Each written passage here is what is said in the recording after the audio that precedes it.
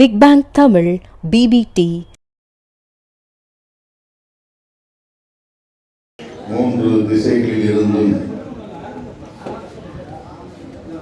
சுடர்களை ஏந்தி வந்த தோழர்களை பாராட்டும் இந்த நிகழ்வில் அனைவரையும் வரவேற்று உரையாற்றி சிறப்பித்திருக்கிற திரளாக கூடியிருக்கிற என் உயிரின் உயிரான விடுதலை உங்கள் அனைவருக்கும் என்னுடைய பணிவார்ந்த வணக்கத்தை தெரிவித்துக் கொள்கிறேன்.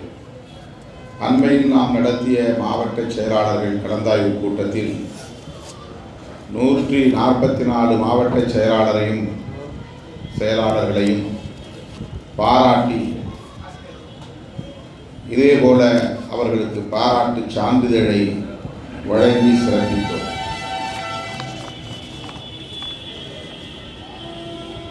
ஒரு மாவட்டத்திலிருந்து பல்லாயிரக்கணக்கான சிறுத்தைகள் பங்கேற்றார்கள். அதில் ஒவ்வொருவருடைய பங்களிப்பும் பாராட்டுதலுக்குரியது. மாவட்ட செயலாளர் மட்டுமே அவ்வளவு பேரையும் திரட்டுவதற்கான களப்பணியை ஆற்றினார் என்ற பொருளில் அல்ல, அந்த மாவட்டத்திலிருந்து பல்லாயிரக்கணக்கில் சிறுத்தைகள் திரண்டு வந்த நிலையில் ஒவ்வொருவரையும் தனித்தனியே பாராட்ட வேண்டும். ஆனால் அவ்வாறு பாராட்ட இயலாது, நடைமுறை சாத்தியமில்லை. அவ்வளவு பேருக்கும் சான்றிதழ் வழங்க முடியாது.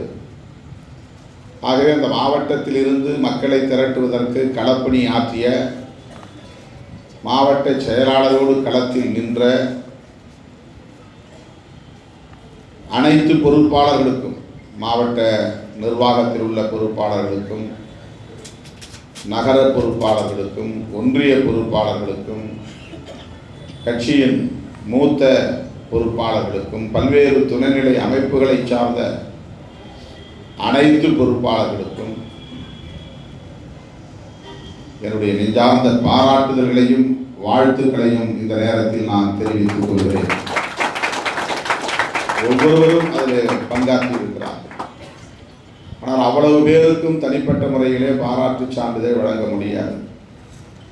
ஆகவே மாவட்டத்தை பிரதிநிதித்துவப்படுத்துகிற மாவட்ட செயலாளர்களை பாராட்டினால் அந்த மாநாட்டின் வெற்றிக்கு பாராட்டிய அத்தனை பேரையும் பாராட்டியதாகத்தான் பொருள். அவ்வளவு பேருக்கும் நாம் சான்றிதழ் அளித்ததாகத்தான் பொருள்.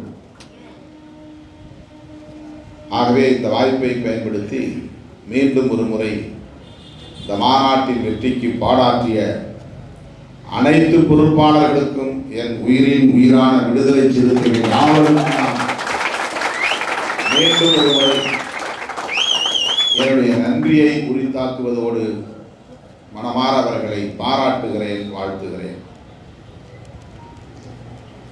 அப்போதுதான்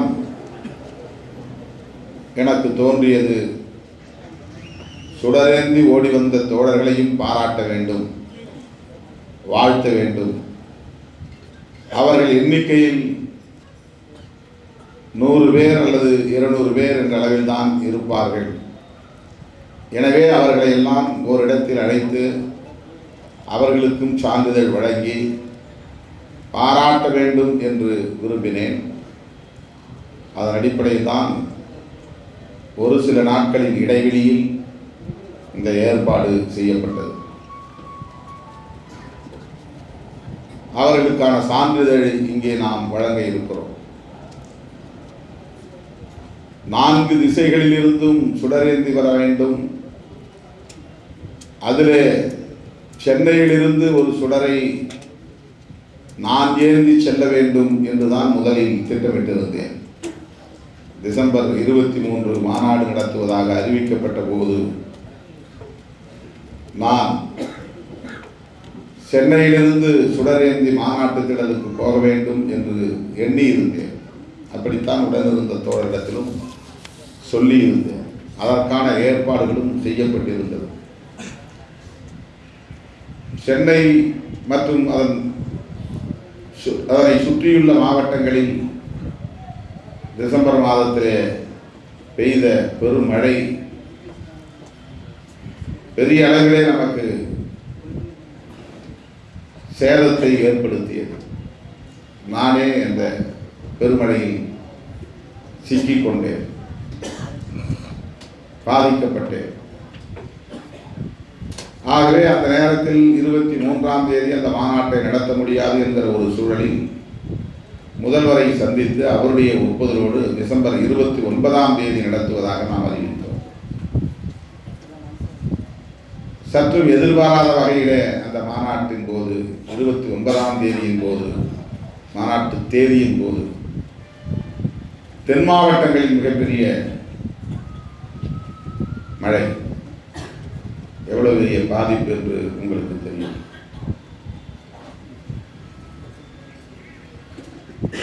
அதனால் மீண்டும் அந்த மாநாட்டை தள்ளி வைக்க நேர்ந்தது.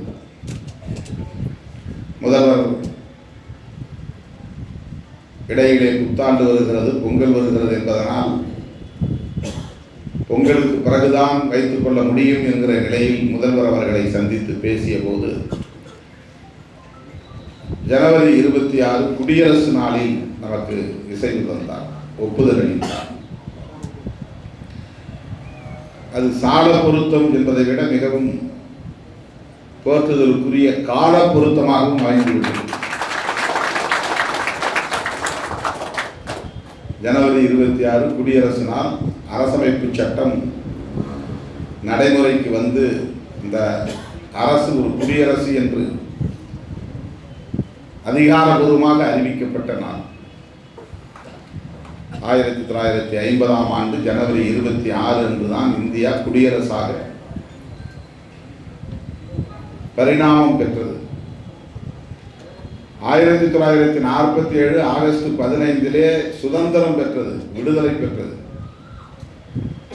ஆனால் அரசமைப்பு சட்டம் நடைமுறைக்கு வந்த நாள் தான் இந்தியா குடியரசானது. ஆகவே புரட்சியாளர் அம்பேத்கர் அவர்களால் வகுத்தளிக்க பெற்ற அரசமைப்பு சட்டம் நடைமுறைக்கு வந்த நாள் ஜனவரி 26. நம்முடைய மாநாட்டின் நாயகனே அரசமைப்பு சட்டம் தான், ஹீரோ ஆஃப் தி கான்ஃபரன்ஸ். நம்முடைய கான்ஸ்டிடியூஷன் ஆஃப் இந்தியா தான், அதைத்தான் மையப்படுத்தி இந்த மாநாட்டை நாம் ஒருங்கிணைத்தோம். ஆனால் தொடக்கத்திலே இது எவ்வாறு கருக்கொண்டது என்பதுதான் முக்கியமானது.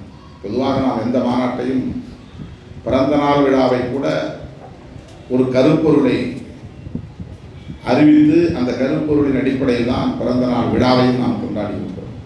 வெறும் திருமாவளவன் பிறந்த நாள் விழா என்று கொண்டாடியதில்லை. ஒவ்வொரு பிறந்த நாளின் போதும் ஒரு கருப்பொருளை நாம் முன்னிறுத்துவோம்.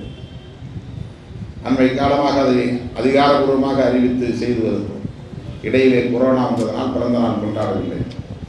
அதற்கு முன்பு பனை விதைகளை ஊன்றுவதை ஒரு கருப்பொருளாக அறிவித்து ஒரு ஆண்டு முழுவதும் அதை முன்னெடுத்தோம். அதற்கடுத்த ஆண்டு சமூக நீதி சமூகங்களின் ஒற்றுமை என்று schedule cost, schedule tribes, OBC ஆகிய சமூகங்களின் ஒற்றுமையை வலியுறுத்தி நாடு முழுவதும் மாவட்டந்தோறும் அந்த விழாக்களை முன்னெடுத்தோம். தோழமை கட்சிகளை எல்லாம் அழைத்தோம். இந்த முறை நாம் அதுபோல ஏதேனும் ஒரு கருப்பொருளை நாம் முன்னெடுக்க வேண்டும் என்று அறிவிப்பு செய்தோம். அதிலே அரசமைப்பு சட்டத்தை பாதுகாக்க வேண்டியது மிக முக்கியமானதாக இருக்கிறது. அரசமைப்பு சட்டத்தின் முகப்புறையில் சொல்லப்பட்டிருக்கிற கோட்பாடுகளுக்கு ஆபத்து இருக்கிறது. ஆகவே அதை முன்னிறுத்தி இந்த ஆண்டு நாம் பிறந்த நாள் விழாவை நடத்த வேண்டும் என்று ஆகஸ்ட் 17 முடிவெடுத்தோம். கடந்த 2022 ஆகஸ்ட் 17 எனக்கு 60ஆம் ஆண்டு தொடக்க விழா. 2023 ஆகஸ்ட் 17 நிறைவு விழா. கடந்த ஆண்டு ஆகஸ்ட் 17க்குள் இந்த மாநாட்டை நாம் நடத்தி இருக்க வேண்டும். கட்சியின் மறுசீரமைப்பு பணிகள் முடங்கி இருந்தன, தேக்கமடைந்து கிடந்தன. இன்றும் நாம் மாவட்ட செயலாளர்களை மட்டும்தான் அறிவித்திருக்கிறோம். இன்னும் மாவட்ட நிர்வாகம் அறிவிக்கப்படவில்லை.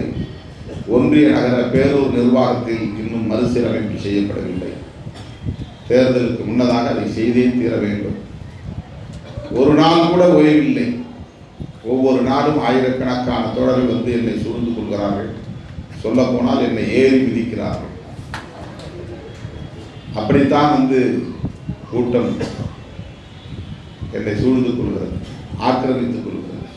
இன்றைக்கு காலையில் 8:30 மணிக்கு நான் பார்வையாளர்களை சந்திக்க தொடங்கினேன். 1 மணி வரை என்னால் மூச்சு விட முடியவில்லை, அவ்வளவு கும்பல். அதன் பிறகுதான் நான் புறப்பட்டு வல்லூர் கோட்டத்தில் நடைபெற்ற ஆர்ப்பாட்டத்திற்கு போனேன். பிறகு இங்கு வந்து சேர்ந்தேன் 3 மணிக்கு மேல். இந்த நிகழ்ச்சியை முடித்த பிறகும் ஒரு 100 பேருக்கு மேல் இங்கே காத்திருக்கிறார்கள் என்னை போட்டு நசுக்குவதற்காக. எந்த நேரத்தில் என்னை விடுவார்கள் என்று எனக்கு தெரியாது. இப்படி ஒவ்வொரு நாளும் கட்சி தோழர்களையும் பொதுமக்களையும் சந்திக்கிற நெருக்கடிகள், அவர்களுக்கான பணிகளை செய்யக்கூடிய நெருக்கடிகள், இவற்றுக்கிடையிலே இந்த மறுசீரமைப்பு நடவடிக்கைகளில் ஈடுபடுவதற்கு நேரம் ஒதுக்க முடியாத ஒரு சூழல். ஆகவே இந்த பணிகள் தேக்கமடைந்த நிலையிலே கடந்த 2023 ஆகஸ்ட் 17 அன்று திட்டமிட்டவாறு நம்மால் மணிவிழா நிறைவு நிகழ்வை, மாநாட்டை நடத்த முடியவில்லை. மலர் மட்டும் வெளியிட்டு நிகழ்ச்சியை சுருக்கமாக முடித்தோம். ஆகஸ்ட் 17 திருமாமணி என்கிற பெயரில் ஒரு மலர் தம்பி வன்னியரசு தயாரித்தார்.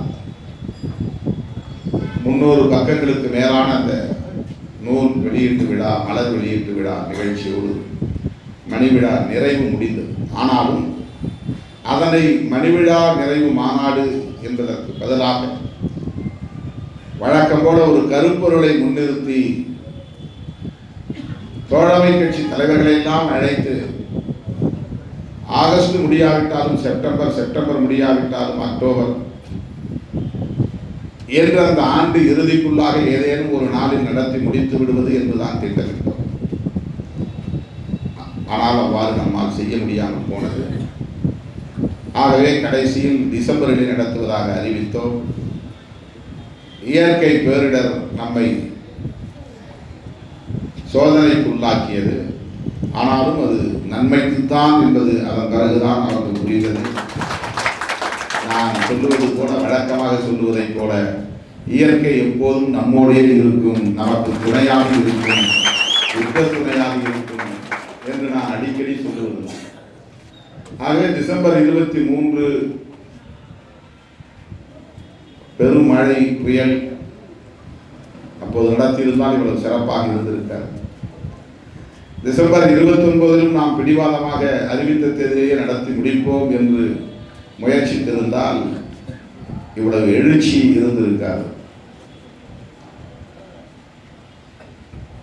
ஜனவரி 26 அரசியல் அரங்கையே அதிர வைக்கக்கூடிய ஒரு மகத்தான மாநாடாக வெல்லும் ஜனநாயக மாநாடு நடந்தேறியது. ஆகவே இந்த மாநாட்டை என்ன பெயரிட்டு நடத்துவது என்று நான் யோசித்த போது மிக இயல்பாக எனக்கு தோன்றிய ஒரு தலைப்பு தான் வெல்லும் ஜனநாயகம் என்பதாகும். வெல்லும் ஜனநாயக மாநாடு என்று தோழர்கள் இந்த மாநாட்டை இணைக்கிற போது அந்த சொற்றொடர் அப்படித்தானே வரும். வெல்லும் ஜனநாயகம் என்கிற மாநாடா, வெல்லும் ஜனநாயக மாநாடா என்ற ஒரு குழப்பத்தை முன்னணி தோழர்கள் என்னிடத்திலே ஒரு கேள்வியாக சுட்டி காட்டினார். வெல்லும் ஜனநாயகம் மாநாடு என்றே நாம் இதை நடத்துவோம், இதில் எந்த குழப்பமும் வேண்டாம். வெல்லும் ஜனநாயக மாநாடு என்று தேவையில்லை. வெல்லும் ஜனநாயகம் என்கிற டிக்ளரேஷன், என்கிற அறிவிப்பு, என்கிற உறுதிப்பாடு, பகை சக்திகளுக்கு நாம் தெரிவிக்கிற செய்தி, வெல்லும் ஜனநாயகம் என்றால் வீழும் சனாதனம் என்று பொருள். அதற்கு முன்னதாக சனாதன எதிர்ப்பு என்று நாம் மாநாட்டை நடத்தியிருக்கிறோம். தேசம் காப்போம் என்று பேரணி மாநாட்டை நடத்தியிருக்கிறோம்.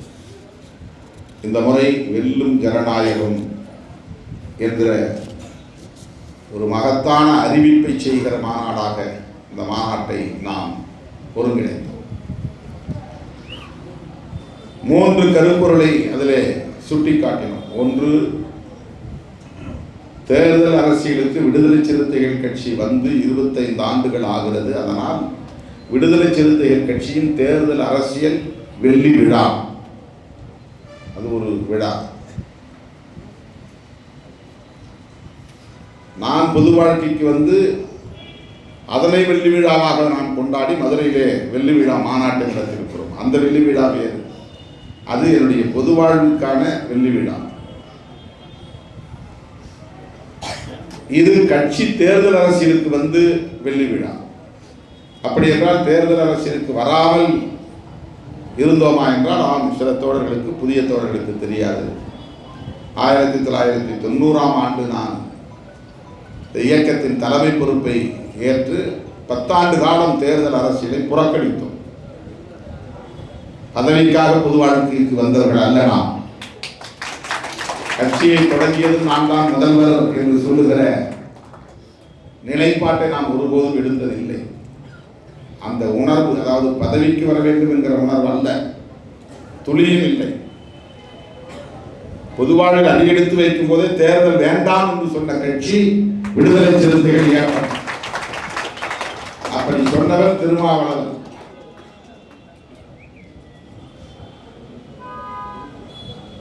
பத்தாண்டு காலம் அப்படியே உருண்டது, கடந்தது. விடுதலை புலிகளோடு தொடர்பு படுத்தி நமக்கு காவல்துறையினர் அப்போது கடும் நெருக்கடிகளை தந்தார்கள். அதையெல்லாம் நான் வரலாறாக எழுதினால் அந்த அத்தியாயம் முழுவதும் இரத்த வாடையாக இருக்கும். அவ்வளவு நெருக்கடிகள், வலிகள், துப்பாக்கி சூடுகள், காவல்துறையின் தடியடி, மண்டை உடைப்பு, குருதி சிந்திய வரலாறாகத்தான் இந்த 10 ஆண்டு கால வரலாறு இருந்தது. ஏராளமான தோழர்கள் குண்டர் தடுப்பு காவலில் சிறைப்படுத்தப்பட்ட காலம் அது. ஒருபுறம் விடுதலை புலிகளோடு தொடர்பு படுத்தி காவல்துறையினர் மீது சந்தேகப்பட்டது, இன்னொரு புறம் தமிழ்நாட்டிலே இருக்கிற நக்சல்வாதிகளோடு நமக்கு தொடர்பு இருக்கிறது என்று சந்தேகப்பட்டு கடுமையான நெருக்கடியை தந்த காலம் அந்த காலம். தமிழ்நாடு விடுதலை படையை நடத்திய தமிழரசனுடைய சீடர்கள் விடுதலை சிறுத்தைகளாய் தலைமறைவாக வாழ்க்கை நடத்துகிறார்கள் என்றுதான் முதலில் காவல்துறை சந்தேகப்பட்டது. நான் எங்கே பயணம் செய்தாலும் பேருந்துகளில் தான் அப்போது பெரும்பாலும் பயணம்.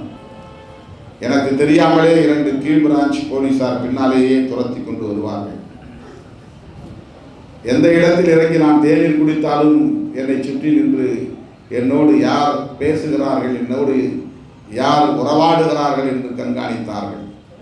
என்னை கண்காணிப்பது கூட எனக்கு நீண்ட காலம் தெரியவில்லை. சில வேளைகளில் சின்னதாக துளியாக சில தகவல்களை உங்களுக்கு சொல்லி இருக்கிறேன். அப்படி 10 ஆண்டு காலம் கடும் நெருக்கடிகளை சந்திக்க நேர்ந்தது. ஏன்? தேர்தல் புறக்கணிப்பை நாம் உயர்த்தி பிடித்ததன் விளைவுதான். நம்மோடு தொடர்பிலே இருந்தான் என்று ராஜாராம் என்கிற ஒரு தலைமறைவு வாழ்க்கையில் ஈடுபட்ட இளைஞன் ஒருவனை பிடித்து திருமாவளவனுக்கும் உனக்கும் தொடர்பு இருக்கிறது என்று சொல்லிவிடு, உன்னை விட்டுவிடுகிறோம் என்று காவல்துறை அவன் வாயிலே துப்பாக்கியை வைத்து மிரட்டியது. அவன் அப்படி சொல்ல மறுத்தான் என்பதனாலேயே அவனை என்கவுண்டரில் போட்டு சுட்டு கொலை செய்தது. இது கடந்த கால வரலாறு. 9 ஆண்டுகள் தமிழ்நாடு விடுதலை படையோடு தொடர்பு, விடுதலை புலிகள் இயக்கத்தோடு தொடர்பு, தீவிரவாத சக்திகளோடு தொடர்பு, நக்சல்வாதிகளோடு தொடர்பு, இந்திய ஒற்றுமைக்கு எதிரான சக்திகளோடு தொடர்பு. யார் இந்த திருமாவளவன் என்று ஊடகங்கள் ஓடி வந்து என்னை சந்தித்து பேட்டி எடுப்பதற்கெல்லாம் கடுமையாக முயற்சித்த காலம், நான் தவிர்த்த காலம், வேண்டாம் என்று சொன்ன காலம். எந்த நிகழ்ச்சியிலும் நம்முடைய படத்தை போட வேண்டாம், துண்டறிக்கைகளில் அழைப்பிதழ்களில் திருமாவளவன் படத்தை போட வேண்டாம், புரட்சியாளர் அம்பேத்கர், பெரியார் ஆகிய தலைவர்களின் படங்கள் மட்டும்தான் இடம்பெற வேண்டும் என்று நான் கட்டளையிட்டிருந்த காலம். அப்போதெல்லாம் எந்த துண்டறிக்கையிலும் என் படம் கூட இருக்காது. அண்மையிலே காலமான தம்பி உத்தங்குடி மலைச்சாமி முதலாக தன்னுடைய பிள்ளைகளின் காதலி விழாவுக்கு என்று கருதுகிறேன் கட்டையில் பிரிண்டிங் பிரஸ் அடிக்கிற டெடில் பிரஸ் அதிலே போய் அச்சிட்டு என் படத்தோடு வந்தார். நான் அந்த அழைப்பிதழை வாங்க மறுத்து விட்டேன். வேண்டாம், என் படம் போட்டு அச்சிட வேண்டாம், அதை கட்டி மூளையில் போட்டு விடுங்கள் என்று சொன்னேன். அந்த பத்திரிகையை யாருக்கும் தர வேண்டாம் என்று சொல்லியிருக்கிறது. இப்படி ஒரு பிரின்சிபிள், ஒரு கொள்கை சார்ந்த பயணம் இடதுசாரி இயக்கங்களை சார்ந்தவர்கள் வந்து நம்மோடு காரசாரமான விவாதங்கள் எல்லாம் நடத்துவார்கள். இரவெல்லாம் மக்களை போய் சந்திப்பேன். வீதிகளில் மக்களை உட்கார வைத்துக் கொண்டு மேலூர் பகுதிகளிலே அவர்களோடு நான் பேசுவேன். விடிய விடிய பேசிவிட்டு நடந்தே மெயின் ரோடு வந்து லாரி பிடித்து நான் தங்கியிருந்த இடத்துக்கு வந்து சேர்வதற்கு விடிந்து போய்விடும். விடியற் காலை தூங்குவதற்கு நேரம் இருக்காது. அதோடு நான் அலுவலகத்திற்கு செல்வேன். ஒரு நாளைக்கு எத்தனை தோழர்கள் வெட்டி விட்டார்கள், குத்தி விட்டார்கள், எரித்து விட்டார்கள், காயப்படுத்தி விட்டார்கள், சாதியை சொல்லி இழிவுபடுத்தி விட்டார்கள் என்று நான் வேலை செய்த பணி செய்த அலுவலகம் தேடி வந்து கொண்டே இருப்பார். உள்ளே நான் போய் வேலை செய்த வெளியே வந்து அவர்களோடு பேசுவேன். இந்த இடத்துல ஒரு கரும்புச்சாறு கடை இருந்தது. வருகிற அவ்வளவு பேருக்கும் கரும்புச்சாறு கொடுக்க வேண்டும். அந்த பையனிடம் நான் ஆணையிட்டு இருந்தேன். என்னை பார்க்க வருகிறவர்கள் உள்ளே வரக்கூடாது. வந்தது என் பெயரை சொன்னால் ஆளுக்கு ஒரு டம்ளர் கரும்புச்சாறு சாப்பிட்டு விட்டு வெளியே நிற்பார்கள். நானும் போய் அவர்களோடு கரும்புச்சாறு சாப்பிட்டு கொண்டே பேசுவேன். இப்படித்தான் என் வாழ்க்கை ஓடியது. பிரச்சனை என்றால் போஸ்டர். இரவெல்லாம் நான் அவர்களோடு போய் பேருந்துகளில் ஒட்டுவேன், சுவர்களில் ஒட்டுவேன். விடிய விடிய ஒட்டுவோம். 7 மணி வரையில் காலை 7 மணி வரை 8 மணி வரை ஒட்டிவிட்டு அந்த பசை காய்ந்த கையோடு வீட்டுக்கு போய் குளித்து விட்டு உடனே நான் சாப்பிடக்கூட நேரம் இருக்காது. சைக்கிள் எடுத்துக்கொண்டு ஆஃபீஸுக்கு ஓடி விடுவேன். இது 10 ஆண்டு காலம். தேர்தலை புறக்கணித்த காலம், மக்களை அணிதிரட்டிய காலம். அப்போதுதான் பாபர் மசூதி பிரச்சனை வந்தது. அன்று அனுமனால் இலங்கை எரிந்தது, இன்று அத்வானியால் இந்தியா எரிய போகிறது என்று நான் ஒரு முழக்கத்தை எழுதி கொடுத்தேன். அதை தோழர்கள் போட்டி போட்டுக்கொண்டு சுவரொட்டி அச்சிட்டு கொண்டுவார்கள். கட்டிட வேலை செய்யக்கூடிய தொழிலாளிகள், தென்னை ஏறக்கூடிய மரம் ஏறக்கூடிய தொழிலாளர்கள் என்னை தேடி வருவார்கள். நாள்தோறும் நான் தங்கியிருக்கிற தல்லாக்குளம் பகுதிக்கு வருவார்கள். ஏதேனும் ஒரு முழக்கம் எழுதி கொடுங்கள், நாங்கள் போஸ்டர் அச்சிட்டு ஒட்டுகிறோம் என்பார்கள். அப்படி நான் எழுதிய முழக்கங்கள் தான் அடங்க மறுப்போம், அத்து மீறுவோம், திரும்பி எழுவோம், திருப்பி அழிப்போம் என்கிற முழக்கம். விழிப்பாய் இரு, நெருப்பாய் எழு என்கிற முழக்கம்.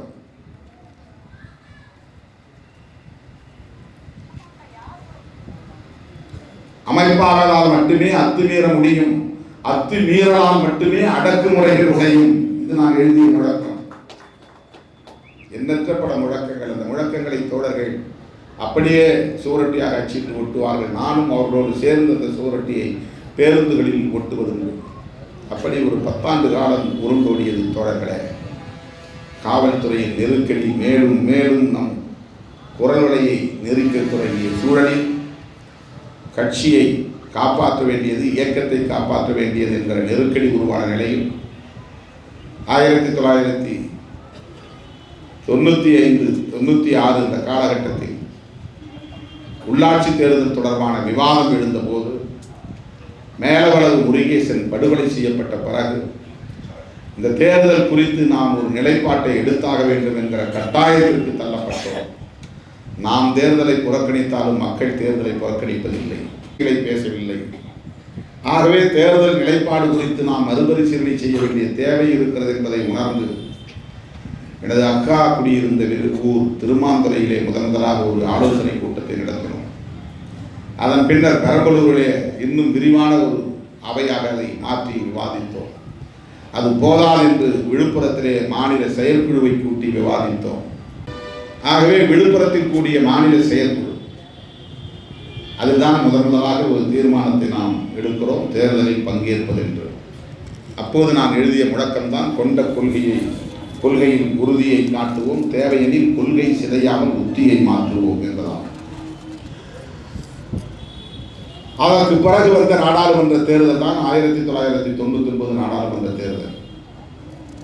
மோப்பனார் அப்போது 3வது அணியை கட்டுவதற்கு முயற்சித்துக் கொண்டிருந்த நேரம், தமிழ் மாநில காங்கிரஸ் கட்சி உருவாகியிருந்த நேரம், அது நமக்கு ஒரு வாய்ப்பை ஏற்படுத்தி தருகிற கால பொருத்தமாக அமைந்தது. அவர் அழைத்தார், பேசினார், நாங்கள் தயங்கினோம். தேர்தலில் நிற்பதென்று முடிவெடுத்தாலும் கூட நாங்கள் தனியே இருப்பதாகத்தான் இருக்கிறோம், எந்த கூட்டணியிலும் ஈடுபடுவதாக இல்லை என்று எண்ணிக்கொண்டிருந்த வேளையில் நாம் இந்த அணியிலே 3வது அணியிலே இணைந்து செயல்படுவோம் என்று பேசிய பிறகு முன்னணி தோழர்கள் எல்லாம் ஒன்றிணைந்து முடிவெடுத்து தேர்தலை சந்தித்து எல்லோரும் திரும்பி பார்க்கிற அளவுக்கு அந்த அணியிலே 2.25 லட்சம் வாக்குகளை பெற்றோம்.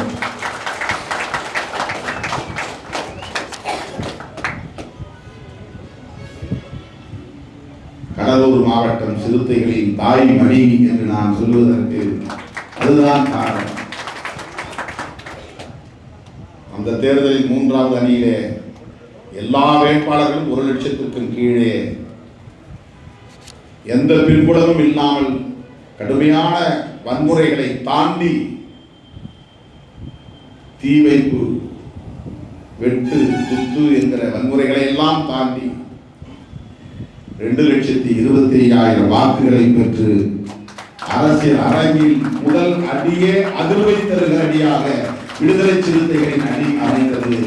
அப்படி அரசியல் அரங்கில், தேர்தல் அரசியல் களத்தில் அடியெடுத்து வைத்து வருகிற 2024 நாம் சந்திக்க போகிற நாடாளுமன்ற பொது தேர்தல் 25 ஆண்டுகளை நிறைவு செய்கிற காலம்.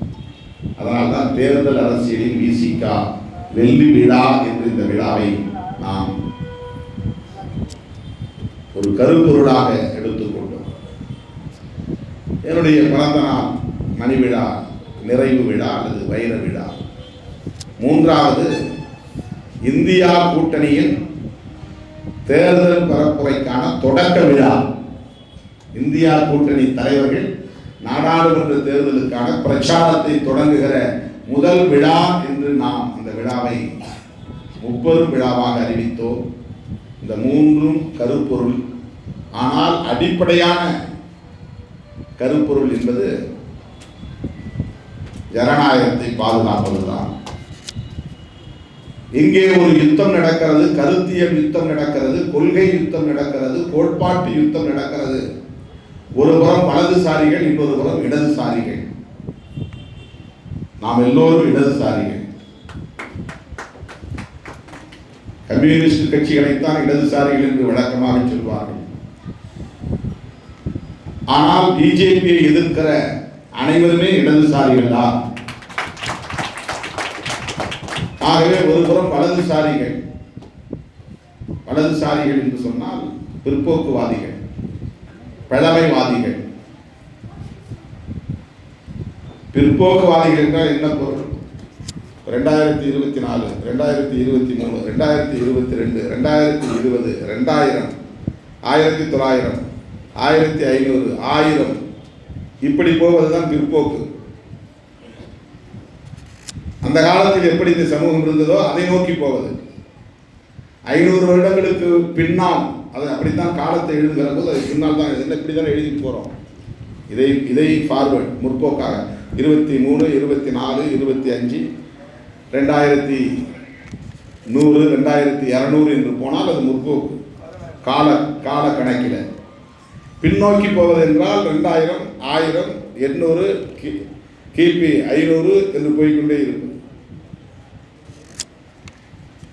ஆகவே பிற்போக்குவாதிகள் என்றால் 1000 ஆண்டுகளுக்கு பின்னால் அல்லது முன்னால் 1000 ஆண்டுகளுக்கு முன்னால் இந்த சமூகம் எப்படி இருந்ததோ அப்படிப்பட்ட சமூகத்தை கட்டமைக்க வேண்டும் என்று நம்புகிறவர்கள்.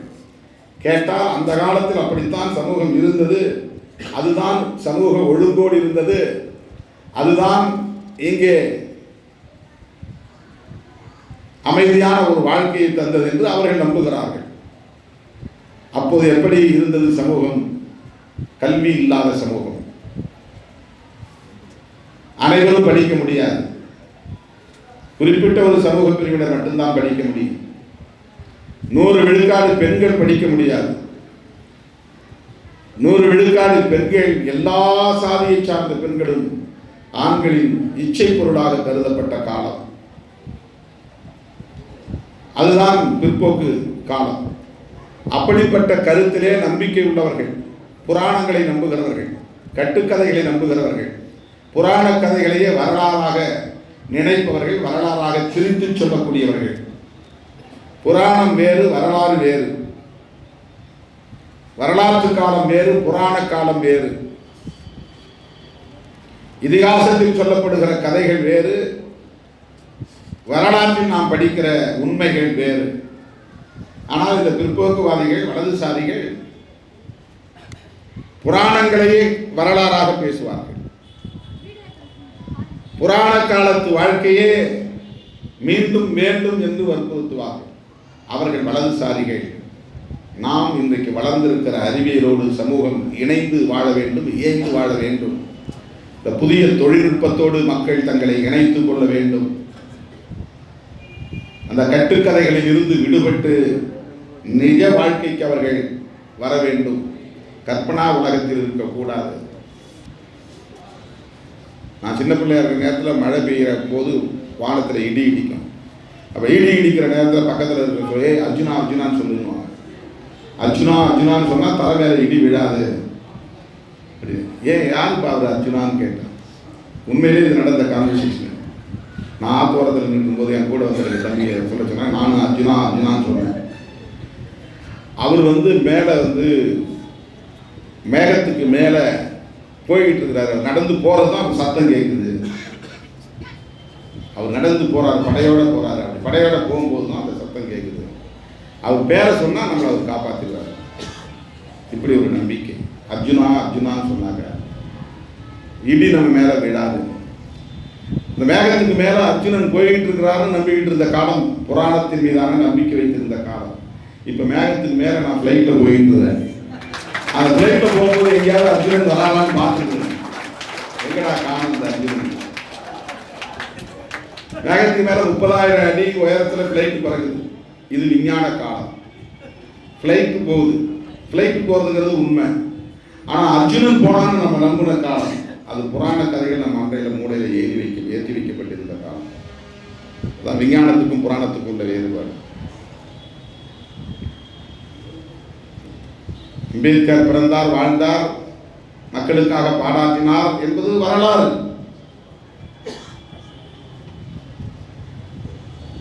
அலெக்சாண்டர் படையெடுத்தான் என்பது வரலாறு. நெப்போலியன் ஆண்டான் என்பது வரலாறு. ஆல்ப்ஸ் மலைகளிலே படையை நடத்தினான், எதிரிகளை வீழ்த்தினான் என்றெல்லாம் நாம் படிப்பது வரலாறு. ஆனால் இன்றைக்கு வலதுசாரிகள் வரலாற்றை பேசுவதை விட, விஞ்ஞானத்தை பேசுவதை விட, புராணங்களை பேசி பேசி மக்களை அந்த புராண மயக்கத்துக்குள்ளேயே வைத்திருக்கிறார்கள். ஆகவே அவர்கள் வலதுசாரிகள். நாம் விஞ்ஞானத்தோடு இயைந்து வாழ வேண்டும் என்று சொல்லுகிற சக்திகள் இடதுசாரிகள். இந்த வலதுசாரிகளுக்கும் இடதுசாரிகளுக்கும் இடையிலே நடக்கிற யுத்தம் தான் நாம் சொல்லுகிற கருத்தியல் யுத்தம். நாம் உயர்த்தி பிடிக்கிற கருத்தியல் கோட்பாடு இன்றைக்கு உலகம் முழுவதும் மன்னராட்சி காலம் மறைந்து குடியாட்சி காலம் மலர்ந்திருக்கிற நிலை. 1-2 நாடுகள் தான் மன்னராட்சி முறை இருக்கு. அதில் இப்போ மன்னராட்சியோடு இணைந்த ஜனநாயகம் என்கிற பெயரில் தான் அராபிய நாடுகளில், இன்னும் 1-2 நாடுகளில் அந்த கான்ஸ்டிடியூஷன் வடிவமைக்கப்பட்டிருக்கிறது. உலகத்தில் உள்ள பெரும்பாலான நாடுகள், ஒரு சில நாடுகளை தவிர எல்லோரும் ஜனநாயகத்தை ஏற்றுக்கொண்டார்கள், குடியாட்சி முறையை ஏற்றுக்கொண்டார்கள். குடி என்றால் மக்களை குறிக்கிற சொல். குடியாட்சி என்றால் மக்களாட்சி என்று. மக்கள் எப்படி ஆள முடியும்? மக்கள் அவ்வளவு பேரும் போய் நாடாளுமன்றத்தில் உட்கார முடியாது. அதனால் மக்கள் தங்கள் பிரதிநிதிகளை அனுப்பி ஆளுகிறார். நாட்டை ஆளுகிற மன்றத்தில் அமர்வதால் நாடாளுமன்ற உறுப்பினர், சட்டத்தை இயற்றக்கூடிய உறுப்பினர். ஆகவே மக்களின் பிரதிநிதிகள் ஒன்று கூடி பெரும்பான்மை அடிப்படையில் ஆட்சி நடத்துவது, அதுதான் குடியாட்சி. அதில் எலெக்ஷன்ல பல மாறுபாடுகள் நாட்டுக்கு நாடு இருக்கு. நம்ம இந்தியாவில் இருக்கிற மாதிரி எல்லா நாடுகளிலும் தேர்தல் நடக்கிறது இல்லை. அமெரிக்காவில் நடக்கிற அங்கேயும் ஜனநாயகம் தான், அங்கே நடக்கிற தேர்தல் முறை வேற. இலங்கையிலும் தேர்தல் நடக்கிறது, அங்கே நடக்கிற தேர்தல் முறை வேற. இந்தியாவிலும் ஜனநாயகம் தான், இந்தியாவில் நடக்கிற தேர்தல் முறை வேறு. மொத்தம் 2 லட்சம் பேர் வாக்களிக்கிறார்கள். அதில் ஒருத்தன் ஒரு ஓட்டு தான் அதிகமாக வாங்குறான் இன்னொருத்தனை விட என்கிற போது இந்த ஒரு ஓட்டு வாங்கியவன் வெற்றி பெற்று விடுகிறான். இந்த ஒரு ஓட்டு குறைவாக வாங்கியவன் தோற்று போகிறான். ஜனநாயகத்திலே பெரும்பான்மை என்பது ஏற்கப்படுகிறது. ஒரு ஓட்டு குறைவாக இருப்பதனால் அவன் தோற்று போவது மட்டுமல்ல, அந்த வாக்குகளின் மதிப்பே இல்லாமல் போய்விடுகிறது. One man one vote, one vote one value என்று புரட்சியாளர் அம்பேத்கர் சொன்னார். ஜனநாயகத்தின் முக்கியமான கூறு. ஆனால் தேர்தல் முறையில் ஒன் ஓட் ஒன் வேல்யூ என்று இருக்கிறதா என்றால் இல்லை. ஏனென்றால் வெற்றி பெற்றவனுடைய வாக்குகளுக்கு தான் மதிப்பு இருக்கிறது, தோற்று போனவனுடைய வாக்குகளுக்கு மதிப்பு இல்லாமல் போய்விடும். ஜனநாயகத்தின் மீது எவ்வளவு பெரிய தாக்குதல் இங்கே நடக்கிறது. இது எலெக்ஷன் ப்ராசஸில் உள்ள குறைபாடு. ஆனால் இதனுடைய கான்செப்ட், கோர் கான்செப்ட், இதனுடைய அடிப்படையான கருப்பொருள் என்னவென்றால் ஜனநாயகம் தான், டெமோக்ரஸி. ஆங்கிலத்திலே டெமோக்ரஸி என்றால், டெமோ என்றால் அது மக்களை குறிக்கிற சொல். பியூரோக்ரசி என்று இருக்கிறது, அரிஸ்டோக்ரசி இருக்கிறது, மாபோக்ரசி இருக்கிறது. அதிலே ஒன்றுதான் டெமோக்ரசி. டெமோக்ரசி என்பதை போல இந்த சொற்கள் எல்லாம் இருக்கிறது. ரொம்ப லக்ஸூரியஸ், செல்வந்தர்கள், படித்தவர்கள், அவர்கள் மட்டுமே கோலோச்சக்கூடிய ஜனநாயகம் என்றால் அதற்கு பெயர், அது ஜனநாயகம் இல்லை, அதற்கு பெயர் அரிஸ்டோக்ரசி. ரொம்ப அரிஸ்டோக்ரட்டாக இருக்கிறான் அப்படின்னா ரொம்ப சொகுசாக இருக்கிறான்னு இருக்கும். அரிஸ்டோக்ரசின்னா சொகுசானவர்கள் கோலோச்சுகிற ஒன்று. பியூரோக்ரசின்னா, பியூரோக்ரட்னா அதிகாரிகளை குறிக்கும். அதிகாரிகள் தான் எல்லா முடிவும் எடுப்பாங்க. சட்டம் ஒழுங்கை காப்பாற்றுகிற முடிவாக இருந்தாலும், கொள்கை கோட்பாடுகளை வரையறுக்கிற முடிவுகளாக இருந்தாலும், சட்டத்தை எழுதுகிற முடிவுகளாக இருந்தாலும், அதில் மக்கள் பிரதிநிதிகளுக்கு வேலை இருக்காது. அதிகாரிகள் ஆதிக்கம் செலுத்துவார்கள். அதுக்கு பேர் பியூரோக்ரசி. டெமோக்ரசி என்றால் மக்கள் பிரதிநிதிகள். அவன் என்ன படிச்சிருக்கிறாங்கிறது பிரச்சனை கிடையாது, அவன் என்ன குவாலிஃபிகேஷன்ங்கிறது பிரச்சனை கிடையாது. மக்களால் தேர்ந்தெடுக்கப்பட்டு அனுப்பியிருக்காங்க. அங்கே 10 பேர் போட்டியிட்டாங்க, அந்த 10 பேரில் ஒரு ஆள் தேர்ந்தெடுக்கப்பட்டிருக்கான். இவன் மக்களால் தேர்ந்தெடுக்கப்பட்ட பிரதிநிதி. ஆகவே இவன் சட்டமன்றத்தில் உட்கார முடியும், நாடாளுமன்றத்தில் உட்கார முடியும். பெரும்பான்மையாக ஒரு கட்சி பல பேரை உறுப்பினர்களை கொண்டிருக்கிறது என்றால் அந்த பெரும்பான்மை உறுப்பினர்களை கொண்ட கட்சி ஆட்சியில் அமரலாம். இதுக்கு பேர் மெஜாரிட்டேரியனிசம், பெரும்பான்மைவாதம். பெரும்பான்மைவாத அடிப்படையில் இங்கே ஜனநாயகம் தீர்மானிக்கப்படுகிறது. ஆனால் அடிப்படையில் அதனுடைய கான்செப்ட் என்னவென்றால் ஜனநாயகம். இப்போ சொன்னதெல்லாம் எலெக்ஷன் ப்ராசஸில் வரக்கூடிய நடைமுறை கூறுகள். இது வந்து ப்ராக்டிக்கலாக இருக்கக்கூடிய சில விஷயங்கள். இலங்கையில் இருப்பது வந்து பிரதிநிதித்துவ, விகிதாச்சார பிரதிநிதித்துவ ஜனநாயகம். ஒரு கட்சி ஒரு டிஸ்ட்ரிக்டுள்ள 5 பேரே 6 பேரே நிறுத்தலாம். மொத்தம் 5 உறுப்பினர் தேர்ந்தெடுக்கணும்னா 5 உறுப்பினர் நிறுத்துவான் மொத்தத்தில். அது மாதிரி ஒவ்வொரு கட்சியும் பார்க்குவாங்க. அதில் கட்சி, ஒவ்வொரு கட்சியும் எவ்வளவு ஓட்டு வாங்குது அப்படிங்கிறத பொறுத்து வெற்றி பெற்றவர்களை அறிவிப்பாங்க. எல்லா கட்சியும் பிரதிநிதிகள் பெற முடியும் அதில், அந்த விகிதாச்சார பிரதிநிதித்துவ முறையில். சில பேர் வந்து 8% வாங்கினா கூட ஒரு சீட்டும் ஜெயிக்க முடியாது, 10% வாங்கினா கூட ஒரு சீட்டும் ஜெயிக்க முடியாது. ஆனால் இந்த ப்ரொபோர்ஷனேட் ரெப்ரசன்டேட்டிவ் சிஸ்டம் என்கிற முறை வந்தால் மொத்த வாக்குகளில் எவ்வளவு சதவீதம் வாங்கியிருக்கிறோன்னா அதுக்கு தகுந்த மாதிரி உறுப்பினர்கள் உள்ளே போகலாம். கம்பல்சரியாக உள்ளே போக முடியும். ஓவரால் ஓட்டில் சதவீதத்தை பார்த்து இந்த சதவீதத்தின் அடிப்படையில் உறுப்பினர்கள் உள்ளே போக முடியும். ஆகவே ஜனநாயகத்தை நடைமுறைப்படுத்துவதில் ஒவ்வொரு நாடும் வெவ்வேறு விதமான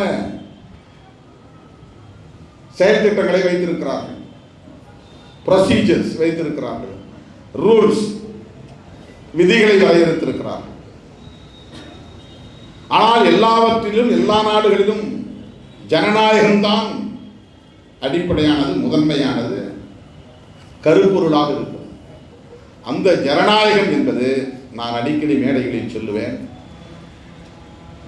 விஞ்ஞான கண்டுபிடிப்புகள் எவ்வளவு மகத்துவம் வாய்ந்ததோ அதை போல ஜனநாயகம் என்கிற கோட்பாடு ஒரு விஞ்ஞான கண்டுபிடிப்பை போன்றது.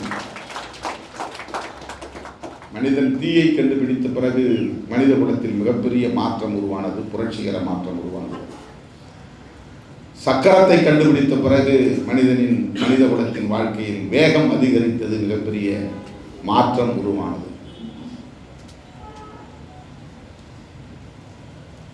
நியூட்டன் கண்டுபிடித்த புவியீர்ப்பு விசை, ஐன்ஸ்டீன் கண்டுபிடித்த ஆற்றல் மாறா கோட்பாடு, இப்படி சொல்லிக்கொண்டே போகலாம். ஒவ்வொரு விஞ்ஞானியும் கண்டுபிடித்த அந்த கண்டுபிடிப்புகள் உலகத்தில் மனித குலத்தின் வளர்ச்சிக்கு மிகப்பெரிய பாய்ச்சலை தந்திருக்கிறது. அதை போல இன்றைக்கு மனித குலம், நம்மை போன்ற எளிய மக்கள், விளிம்பு நிலை மக்கள் வலிமை பெறுவதற்கான பாய்ச்சலை தந்திருப்பது, வாய்ப்பை தந்திருப்பது, வலிமையை தந்திருப்பது, இப்படி குரல் உயர்த்தி பேசுவதற்கான சுதந்திரத்தை தந்திருப்பது எது என்றால் அதுதான் ஜனநாயகம் என்கிற கோட்பாடு.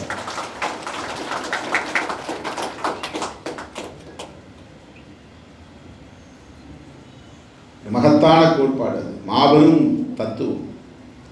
அரசியல் அரங்கில் இன்றைக்கு நாம் எல்லாம் ஒரு கட்சியை தொடங்க முடிகிறது என்றால் ஜனநாயகம் தான் அதற்கு காரணம், வேறு யாரும் காரணம் இல்லை.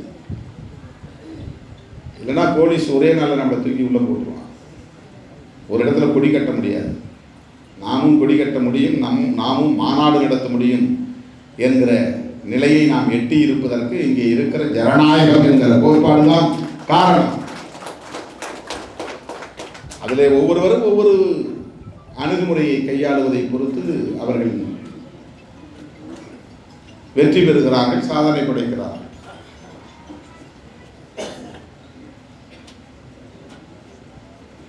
கையாளுகிற உத்திகளை பொறுத்துதான், உள்வாங்கி இருக்கிற கோட்பாடுகள் எவ்வளவு முக்கியத்துவம் வாய்ந்ததோ அதை போல வெற்றிக்கு கையாளுகிற உத்தி தான் மிக முக்கியமானது. ஸ்டேட்டஸ், எந்த காலத்தில் எந்த முடிவை எடுக்கணும், எப்படிப்பட்ட முடிவை எடுக்கணும், யார் நட்பு சக்தி யார் பகை சக்தி என்று தீர்மானிப்பது எப்படி, எந்த நேரத்தில் எந்த முழக்கத்தை வைப்பது, எப்படி மக்களை திரட்டுவது, இதுதான் லீடருக்கு லீடர் மாறுபடும்.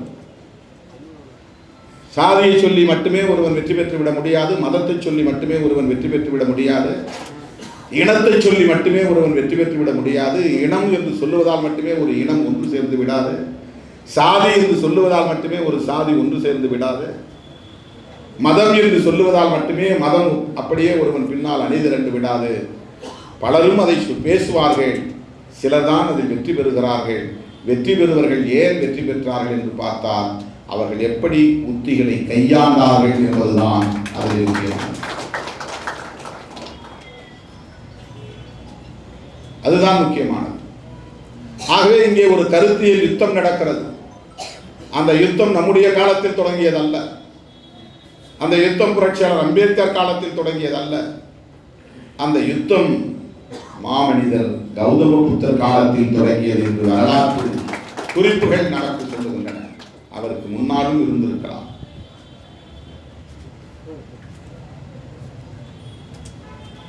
அவர் பார்ப்பனிய ஆதிக்கத்தை எதிர்த்துதான் தனது போதனைகளை முன்னெடுத்தார். கருத்தியல் யுத்தத்தை தொடங்கி வைத்தார். அவருடைய காலத்தில் புராண நம்பிக்கைகள்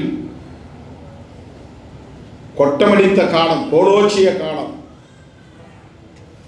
கடவுள் நம்பிக்கை, புராண நம்பிக்கை, பேய் நம்பிக்கை, பிசாசு நம்பிக்கை, சாத்தான் நம்பிக்கை, பில்லி சூன்யம் என்கிற பிளாக் மேஜிக்ஸ் அதன் மீதான நம்பிக்கை, இதெல்லாம் உலகம் முழுக்க மக்களிடம் பரவி இருக்கிற ஒன்று. எப்படி உலகம் முழுவதும் மக்களிடத்திலே கடவுள் நம்பிக்கை இருக்கிறதோ அப்படி உலகம் முழுவதும் மக்களிடத்திலே பேய் பிசாசு சாத்தான் நம்பிக்கை உண்டு, பிளாக் மேஜிக்கு சம்பந்தமான நம்பிக்கை உண்டு. அப்படிப்பட்ட காலத்தில் அந்த சிந்தனைக்குள்ளே போய் சிக்கிக் கொள்ளாமல் இயங்கியலோடு சிந்தித்த முதல் போராளி கௌதம புத்தர். இயங்கியலோடு சிந்தித்தார். இயங்கியல்னா என்ன? எது யதார்த்தமோ அதுதான் இயங்கியல். இயற்கையோடு வாழ்கிற வாழ்க்கை முறைதான் இயங்கியல். இயற்கை எது உண்மை என்று சொல்லுகிறதோ அதுதான் இயங்கியல். ஒரு முறை கௌதம புத்தரிடத்திலே போய் அவரை எதிர்த்து வாதாடுவதற்கு ஒரு பார்ப்பனிய சமூகத்தை சார்ந்த பண்டிதரை அனுப்பியிருக்கிறார்கள். ஒருவனை, பெரிய பாண்டித்தியம் உள்ளவன், வேதங்களில் புராணங்களில் பெரிய நம்பிக்கை உள்ளது. போய் கௌதம புத்தர்கிட்ட போய் அவன் பேசுகிறான். பல கேள்விகளை கேட்குறான், அவர் பதில் சொல்கிறார். ஒரு இடத்துல அவர் சொல்கிறார், ஒரு அரசன் 100 பேரை அழைக்கிறான். அந்த 100 பேரில் பார்ப்பனர்களும் இருக்கிறார்கள், பார்ப்பனர் அல்லாதவர்களும் இருக்கிறார்கள், சாதாரண உழைக்கிற விளிம்பு நிலை மக்கள் சூத்திரர்களும் இருக்கிறார்கள். அதில் பார்ப்பனர்கள் சந்தன மரங்களை வெட்டி தீ வைக்கிறார்கள், சூத்திரர்கள் சாதாரண மரங்களை வெட்டி தீ வைக்கிறார்கள். பார்ப்பனர்கள் வைத்த தீ மட்டும்தான் பிடிக்குமா, சூத்திரர்கள் வைத்த தீ பிடிக்காதா என்று கேட்கிறார். யார் தீ வைத்தாலும் தீ பற்றிக் கொள்ளும், மரம் எரியும் என்று அவன் பதில் சொல்கிறான். இப்படி ஒரு வாதம் விவாதம் புத்தர் காலத்தில் புத்தர் பார்ப்பன இளைஞர்களோடு அல்லது பார்ப்பனிய பண்டிதர்களோடு வேத வல்லுநர்களோடு பேசியிருக்கிறார், வாதாடி இருக்கிறார் என்ற பதிவுகளை நாம் பார்க்க முடிகிறது. எனவே பாகுபாடு கூடாது, பார்ப்பனர்கள் உயர்ந்தவர்கள் சூத்திரர்கள் தாழ்ந்தவர்கள் என்கிற பாகுபாடு கூடாது என்று அந்த பாகுபாட்டை எதிர்த்து சிந்தித்தவர் கௌதம புத்தர். அவரை இப்ப பல பேர் மதகுரு மாதிரி கடவுள் மாதிரி ஆக்கிட்டார் உலகம் முழுக்க. அந்த காலகட்டத்தில் கடவுளை பற்றி பேசாத ஒருவர், கடவுள் வழிபாட்டை பற்றி பேசாத ஒருவர், மத நம்பிக்கைகள் பற்றி பேசாத ஒருவர், மனித குலத்தின் மேம்பாட்டுக்கு சிந்தித்த ஒருவர் புரட்சியாளர் கௌதம புத்தர். அந்த காலத்திலிருந்தே பார்ப்பனிய கோட்பாடுகளுக்கு எதிரான சிந்தனை என்பது உருவாகி 2500 ஆண்டுகளாக இந்த மண்ணிலே அந்த கருத்தியல் யுத்தம் நடந்து கொண்டிருக்கிறது. அதனால்தான் நான் பல மேடைகளில் சொல்லியிருக்கிறேன், உங்களைப் போல் நான் ஆண்ட வம்சம் ஆண்ட பரம்பரை என்று சொல்லிக் கொள்வதில் விருப்பமில்லை, உடன்பாடில்லை. நாங்கள் ஞான வம்சத்தை சார்ந்தவர்கள், அறிவு வம்சத்தை சார்ந்தவர்கள் என்று நான் பல மேடைகளில் பேசுகிறேன். தமிழ்நாட்டிலே இன்றைக்கு பலரும் மாநாடு நடத்தினால் சாதி உணர்வை தூண்டி, வெறியை தூண்டி, ஏதேனும் ஒரு சாதிக்கு எதிரான வெறுப்பை விதைத்து அல்லது ஒரு அரசியல் இயக்கத்தின் மீது வெறுப்பை விதைத்து, திருமாவளவனால் தான் இது நடக்கிறது, திருமாவளவன் அந்த பிறகுதான் இந்த சாதிக்காரர்கள் எல்லாம் திமிர் பிடித்து ஆட்டம் போடுகிறார்கள், நம்முடைய சாதியை நாம் காப்பாற்ற வேண்டும், நம்முடைய மக்களை காப்பாற்ற வேண்டும், நம்முடைய பிள்ளைகளை காப்பாற்ற வேண்டும் என்று சாதி வெறியை ஊட்டிவிட்டு வெறுப்பு அரசியலை திணித்து அப்படித்தான் மக்களை திரட்டுகிறார்கள். ஜனநாயகத்தை சொல்லி மக்களை திரட்டிய கட்சி விடுதலை சிறுத்தைகள். எந்த சாதிக்கு எதிரான வெறுப்பையும் விதைக்கவில்லை, எந்த சாதி கட்சியை எதிர்த்தும் நாம் பேசவில்லை, எந்த சாதி கட்சி தலைவரையும் நான் எந்த மேடையிலும் அவர்களின் பெயர்களை உச்சரித்ததில்லை. ஜனநாயகம் காப்போம், தேசம் காப்போம், சனாதனத்தை வீழ்த்துவோம் என்று சொல்லி திரட்டப்பட்ட கூட்டம்தான் இந்திய அரசியல் அரங்கில் ஒரு தாக்கத்தை ஏற்படுத்திய மாநாடு வெல்லும் ஜனநாயக மாநாடு. ஆகவே நாம் கௌதம புத்தரின் சிந்தனை வழியில், மகாத்மா ஜோதிபா பூலே, சாவித்திரிபாய் பூலே ஆகியோரின் சிந்தனை வழியில், புரட்சியாளர் அம்பேத்கர், தந்தை பெரியார் ஆகியோரின் சிந்தனை வழியில் இன்றைக்கு மக்களை அமைப்பாக்கி வருகிறோம், அணிதிரட்டி வருகிறோம். ஆகவே இந்த கருத்தியல் யுத்தத்திலே ஒருபுறம் சனாதனம் இருக்கிறது அல்லது பாசிசம் இருக்கிறது, இன்னொரு புறம் ஜனநாயகம் இருக்கிறது. உலகம் முழுவதும் ஜனநாயகத்தின் பகை பாசிசம் என்றுதான் அறியப்பட்டிருக்கிறது. இந்தியாவின் ஜனநாயகத்தின் பகை சனாதனம் என்று அறியப்பட்டிருக்கிறது. ஆகவே சனாதனம் என்பதும் பாசிசம் என்பதும் வேறு வேறல்ல. பாசிசம் என்பது முசோலினி உயர்த்தி பிடித்த கோட்பாடு. பல பேர் ஹிட்லர் பெயரை சொல்லுவார்கள். ஹிட்லருடைய கோட்பாட்டை நாசிசம் என்றுதான் சொல்லுவார்கள். ரெண்டும் கிட்டத்தட்ட ஒன்றுதான். முசோலினியும் ஹிட்லரும் சமகாலத்து தலைவர்கள். மாற்று கருத்தை யாரும் சொல்லக்கூடாது, எதிர்கருத்தை யாரும் பேசக்கூடாது. அதுதான் பாசிசம். நான் சொல்றேன், நீ செய். ஏன் எதுக்குலாம் கேட்கக்கூடாது, எதிர்த்துலாம் கருத்து பேசக்கூடாது. இந்த ஆதிக்க போக்கு இருக்கிறதே, அதற்கு பேர் தான் பாசிசம் என்று. பெரும்பான்மையினர் தான் ஆள வேண்டும், சிறுபான்மையினர் ஆளுவோருக்கு கட்டுப்பட்டு அடிமைகளாக கிடக்க வேண்டும், உழல வேண்டும். இந்த பெரும்பான்மை வாதம் என்பதும் பாசிசம் தான், அதுவும் பாசிசம் தான். ஆண் என்ன வேண்டுமானாலும் செய்யலாம், அவனுக்கு இங்கே அனைத்து சுதந்திரமும் இருக்கிறது. பெண் அப்பாவுக்கு தெரியாமல் எதையும் முடிவெடுக்கக்கூடாது, கணவனுக்கு தெரியாமல் எதையும் செய்யக்கூடாது, மகனிடம் சொல்லாமல் கூட வெளியே போகக்கூடாது, பேரனுக்கு தெரியாமல் வயது முதிர்ந்த ஒரு பெண்மணி குடும்பத்தில் கூட எதையும் செய்ய முடியாது என்கிற அளவுக்கு பெண்களின் சுதந்திரம் முற்றாக பறிக்கப்பட்ட இந்த சமூகம் இருக்கிறதே, இது ஒரு பாசிச சமூகம். இதுதான் பாசிசம். ஆகவே ஜனநாயகம் என்பது என்ன?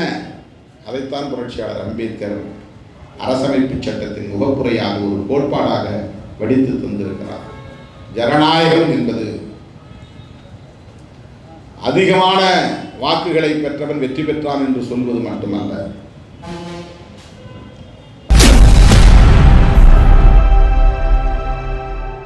Big bang Tamil BBT